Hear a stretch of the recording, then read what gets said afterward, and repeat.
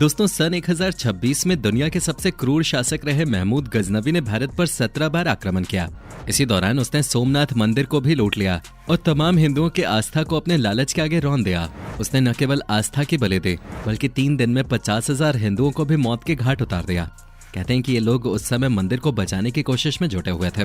दोस्तों, आज भी महमूद गजनवी को एक निर्दयी और क्रूर शासक के रूप में जाना जाता है, जिसने हमेशा के लिए हिंदू और इस्लाम समुदाय के बीच जहर घोल दिया।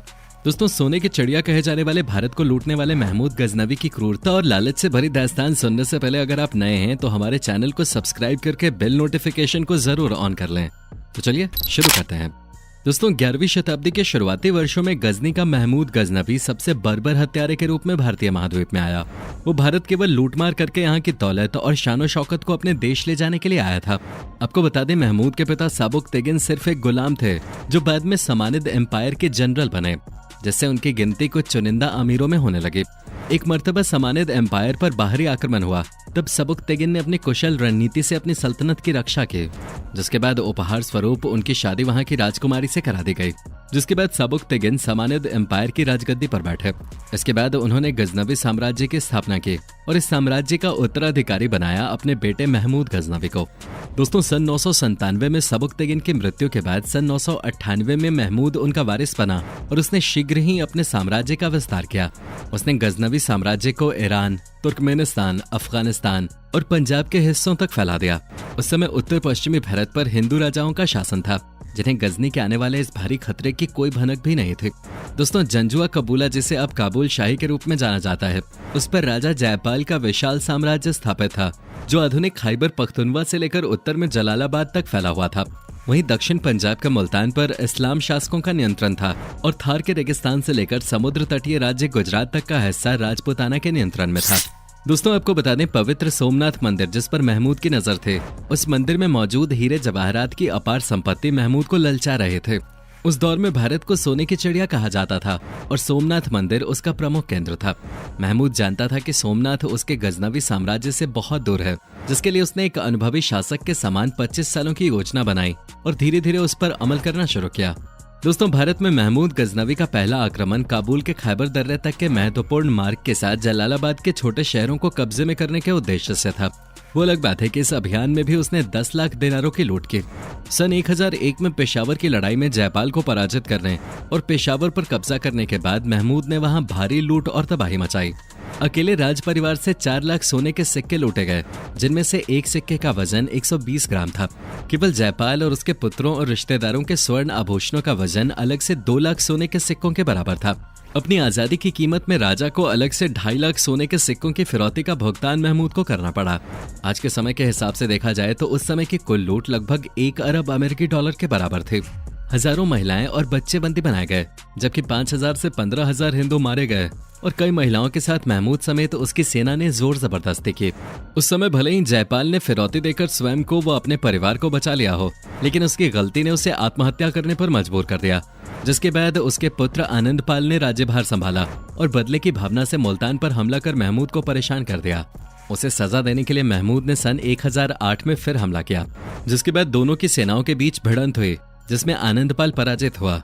जिसके बाद महमूद ने नगरकोट और भीमनगर किले पर चढ़ाई की और 70 लाख चांदी के सिक्के, कई 100 किलो वजन की सोने और चांदी की सिल्लियां और बहुमूल्य रत्न जड़ित गहने लूटे।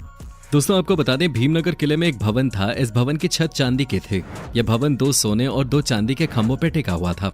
इस पर भी महमूद की सेना ने कब्जा कर लिया। दोस्तों, महमूद के हाथों से कई बार हार का सामना करने के बाद अंत में आनंदपाल ने उसके साथ शांति संधि की, लेकिन 1 वर्ष के भीतर उसकी मृत्यु हो गई और उसका बेटा त्रिलोचन पाल उसका उत्तराधिकारी बना। दोस्तों, महमूद ने भारत पर अगला हमला पिंड दादन खान के नजदीक नंदना पर किया। उस समय त्रिलोचन पाल ने कश्मीर के राजा के साथ मिलकर किले के बचाव का प्रयास किया, लेकिन महमूद की सेना ने उन्हें भी पराजित कर दिया, जिसके बाद नंदना के किले को ध्वस्त कर लूट लिया गया। दोस्तों, त्रिलोचन पाल के बाद उसका बेटा भीमपाल इस राजवंश का अंतिम शासक सिद्ध हुआ, जिसके पुत्र ने बाद में भागकर कश्मीर में शरण ली। वहीं पर जयपाल के वंशजों ने बाद में इस्लाम धर्म कबूल कर लिया और समय के साथ उसके वंशज मुसलमान बन गए। विडंबना तो ये है कि उनमें से अधिकतर अब महमूद को अपना नायक मानते हैं और जयपाल को अपना दुश्मन मानते हैं। वो आज भी इस बात से अनजान है कि वो जयपाल के ही वंशज हैं। खैर दोस्तों, महमूद गजनवी ने इतनी भीषण लूट किए थे कि जयपाल युग का कोई भी सोने का सिक्का अब देखने को नहीं मिलता।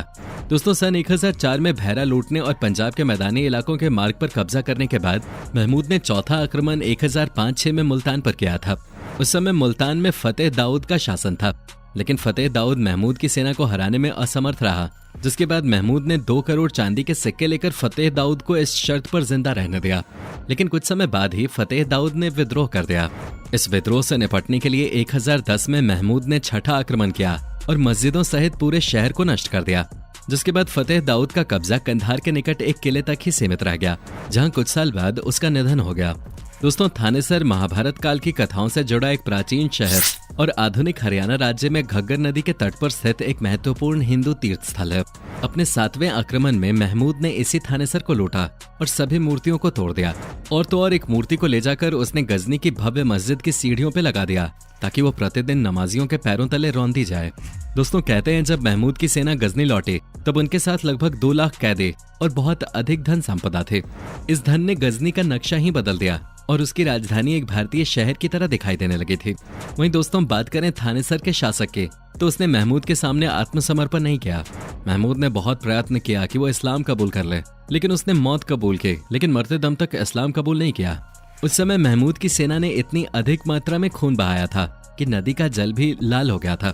दोस्तों, इसके बाद अगले कुछ अभियानों में महमूद ने लाहौर, कन्नौज, मेरठ, बुलंदशहर, मथुरा, सहारनपुर और ग्वालियर को लूटा। महमूद ने बुलंदशहर से 10 लाख चांदी के सिक्के प्राप्त किए। मंदिरों से 5 सोने के और 200 चांदी की मूर्तियों के अलावा कन्नौज और अन्य स्थानों से 30 लाख चांदी के सिक्के एकत्र किए। वहीं बड़ी संख्या में लोगों को गुलाम बनाकर गजनी ले जाया गया। दोस्तों, उत्तरी भारत को निशाना बनाते हुए और महत्वपूर्ण स्थानों पर अपने अविश्वसनीय व्यक्तियों को नियुक्त कर उसने सोमनाथ मंदिर तक पहुंचने का रास्ता साफ कर लिया। उस समय सोमनाथ मंदिर को सभी मंदिरों में सबसे पवित्र माना जाता था और पूरे भारत से भक्तगण वहां आते थे। दोस्तों, महमूद ने अपना 16वां हमला सन 1024 में इसी मंदिर पर किया। कहा जाता है कि उस पवित्र स्थान की रक्षा के प्रयास में 50,000 हिंदुओं ने अपना जीवन कुर्बान कर दिया। महमूद ने सभी विरोधियों पर विजय प्राप्त करते हुए मंदिर की मुख्य मूर्ति तोड़ दी। अन्य सभी मूर्तियों को भी तोड़ा गया और महमूद सोने, चांदी, हीरे और बहुमूल्य रत्नों के साथ गजनी वापस लौट गया। वापस लौटते समय मार्ग में जाट और भट्टियों ने उसे बहुत नुकसान पहुंचाया, जिसका बदला लेने के लिए सन 1026 में महमूद फिर वापस आया और फिर से उसने बड़ी मात्रा में लूटपाट की।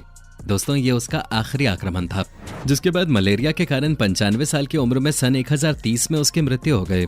दोस्तों, ये कहना गलत नहीं होगा कि महमूद ने अपने आक्रमणों से भारत पर रक्त और विनाश के चिन्ह छोड़े और भारत की विशाल धन संपदा लूटी। उस समय यहाँ के ज्यादातर नौजवान या तो मारे गए या गुलाम बन गए। सोमनाथ के अलावा उत्तरी भारत के कई महत्वपूर्ण और समृद्ध मंदिरों को भी उसने लूटा और पूर्णतया नष्ट कर दिया। भारत से लूटी धन संपत्ति से उसने एक छोटे से शहर से गजनी को एक समृद्ध शहर और मुस्लिम दुनिया की सबसे बड़ी राजधानियों में से एक में बदल दिया। लेकिन नतीजा क्या निकला? महमूद की मौत के मुश्किल से 1 सदी के अंदर ही मोहम्मद गोरी ने उस शहर पर हमला कर दिया और पूरे गजनी शहर को नेस्तनाबूद कर दिया। कहते हैं कि 7 रात और 7 दिनों तक ये शहर आग में जलता रहा। धुएं के कारण दिन की रोशनी भी रात के समान काली दिखाई देती थी। दोस्तों, भारत में निर्मम नरसंहार और लूट का परिणाम आखिर क्या निकला? जो उसने भारत के साथ किया था वही उसके साथ हुआ। लगभग 60,000 लोग मारे गए, महिलाओं और बच्चों को बंदी बना लिया गया। सिंधु गंगा की घाटियों और गुजरात से लूटी गई संपत्ति राख में बदल गई। जो शहर उसने लूटे थे, लाहौर, पेशावर और मुल्तान, वो आज संपन्न महानगर हैं। वहीं सोमनाथ का जो मंदिर नष्ट कर दिया गया था वो भी आज पुनर्जीवित किया जा चुका है। वहीं उसका छोटा सा गजनी आज एक भूला बिसरा शहर बन के रह गया है। महमूद के भारत पर किए गए 17 आक्रमणों को लगभग 1000 वर्ष बीत चुके हैं। भारतीय इतिहास में वो एक खलनायक के रूप में अंकित है। मुस्लिम इतिहासकार उसे प्रतिष्ठित करने की कितनी ही कोशिश क्यों न कर लें, लेकिन भारतीय इतिहास में तो उसे एक लुटेरा ही कहा जाएगा। तो दोस्तों, ये है महमूद गजनवी पर हमारी पेशकश। आपको कैसी लगी नीचे कमेंट करके जरूर बताएं। वीडियो पसंद आई हो तो वीडियो को लाइक करके अपने दोस्तों के साथ जरूर शेयर करें। धन्यवाद। शेयर